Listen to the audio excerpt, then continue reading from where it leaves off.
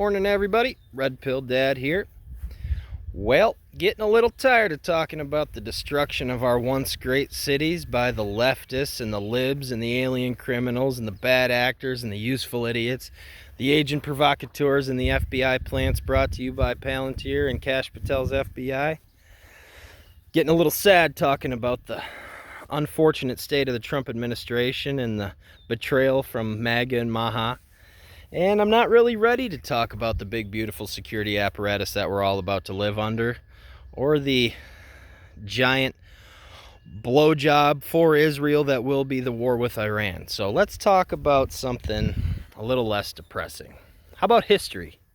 History of the parties. If you're a red-pilled, conscientious, objecting pacifist when it comes to regime change, interventionist warfare like I am, if you don't want to see us continue to drive up our nation's debt by enriching the billionaires in the military-industrial complex and defense contractors at the cost of the U.S. soldier and the lives of the people that we purport to go and save all over the world, then maybe you want to join the red-pilled side, the side that doesn't take a side, the side that weighs ideas and seeks truth and knowledge regardless of the outcome. Whether you like it or not, you still seek that truth. That's me. That doesn't have to be you, but if you're sick of choosing one or the other wings of the same bird, you might want to take a listen. So, history of the parties in the United States. Let's start with the Democrats. The Democratic Party was formed in 1828. It was born off the remnants of what was the Democratic Republican Party and some of the Whig Party. The first candidacy or candidate that the Democrats pushed forward was Andrew Jackson. It was known as Jacksonian democracy. That was a successful candidacy. They won the presidency, and if you look at some of the initiatives and programs that were instituted under the Jackson administration, you can begin to see the foundation of what formed what it is and what became and what remained Democratic strategy. Here's a hint. It has to do with power and communities of color.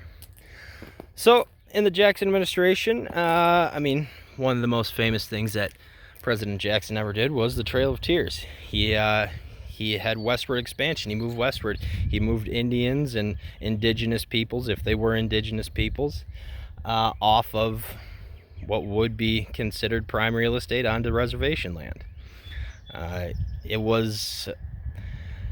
Also they wanted to keep slavery and make money for themselves at whatever opportunity arose, whatever cost necessary. And oddly enough, that still seems to kind of be the model. They obviously use more guilt, more wokeism, more tokenism. They use social programs. But if you look at the cities that Democrats have controlled for decades, Baltimore, Chicago, St. Louis, Detroit, pick a city.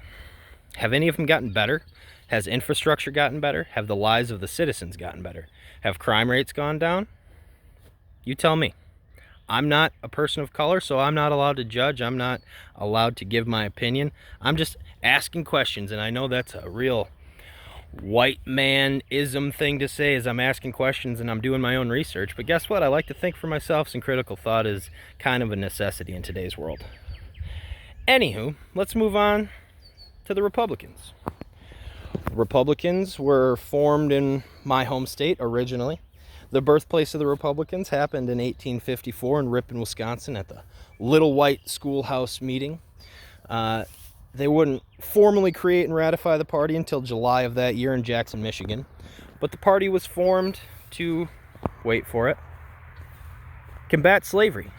Bet you didn't think that. Republicans were formed to combat slavery. Now, I know everybody's a white racist piece of shit that votes Republican now, or a Bible clinger, or anti-gay, or some sort of ism or ist or whatever, but the beginnings of the party were anti-slavery, pro-worker, anti-expansionism. They were formed to combat the Kansas-Nebraska Act of 1854, which would expand slavery into the new Western territories. They weren't necessarily strict abolitionists, but they believed that you should work for the fruits of your own labor. Smaller government. That carried forward for a while, and obviously both parties have gone through polar shifts throughout the course of their existence.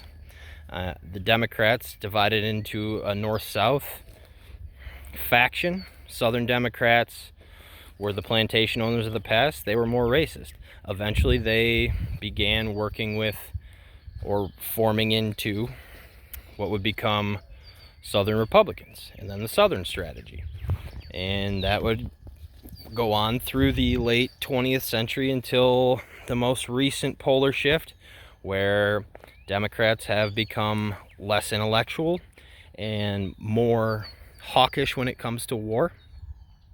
Republicans have always been relatively hawkish, but the smaller government, less income tax, at least make it seem like you're for the worker, when clearly neither of the parties are for the worker, because corporatism kind of corroded and corrupted the whole system. I don't know, maybe sometime after November of 1963, when we decided to kill our own president and sell ourselves out. Yeah, but that's kind of the beginnings of each party.